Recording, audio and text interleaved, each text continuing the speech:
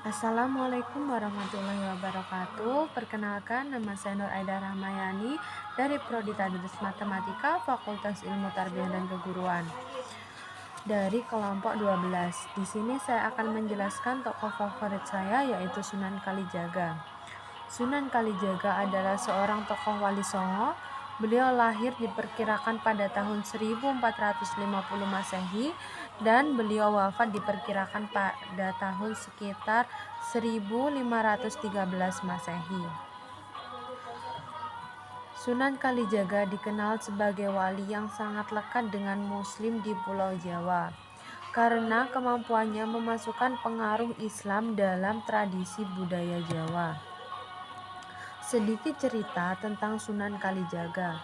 Sebelum beliau menjadi Wali Songo, beliau dikenal dengan Raden Said. Raden Said adalah seorang perampok yang selalu mengambil hasil bumi di gudang penyimpanan hasil bumi di kerajaannya. Merampok orang-orang yang kaya, hasil curiannya dan rampokannya itu akan dibagikan kepada orang-orang yang miskin.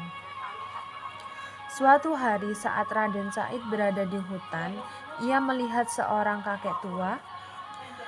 Seorang kakek tua itu sedang membawa tongkat. Orang itu adalah Sunan Bonang.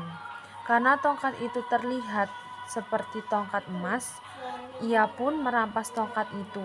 Katanya hasil rampokan itu akan ia bagikan kepada orang-orang miskin. Tetapi sang Sunan Bonang tidak membenarkan cara itu. Ia menasihati kepada Raden Said bahwa Allah Subhanahu wa Ta'ala tidak akan menerima amal yang buruk. Lalu Sunan Bonang menunjukkan pohon aren emas dan mengatakan kepada Raden Said, bila Raden Said ingin mendapatkan harta tanpa berusaha, maka ambillah buah aren emas yang ditunjuk oleh Sunan Bonang. Karena itu, Raden Said ingin menjadi murid Sunan Bonang. Raden Said lalu menyusul Sunan Bonang ke sungai. Sunan Bonang lalu menyuruh Raden Said untuk bersemedi sambil menjaga tongkatnya yang ditancapkan di tepi sungai. Raden Said tidak boleh beranjak dari tempat tersebut sampai Sunan Bonang datang kembali. Raden Said lalu melaksanakan perintah tersebut. Karena itu, ia menjadi tertidur dalam waktu yang lama.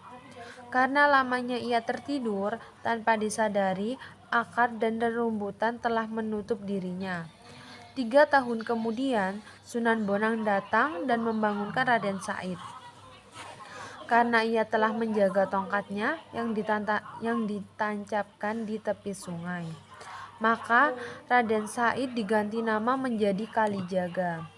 Kalijaga lalu diberi pakaian baru dan diberi pelajaran agama oleh Sunan Bonang. Kalijaga lalu melanjutkan dakwahnya dan dikenal sebagai Sunan Kalijaga.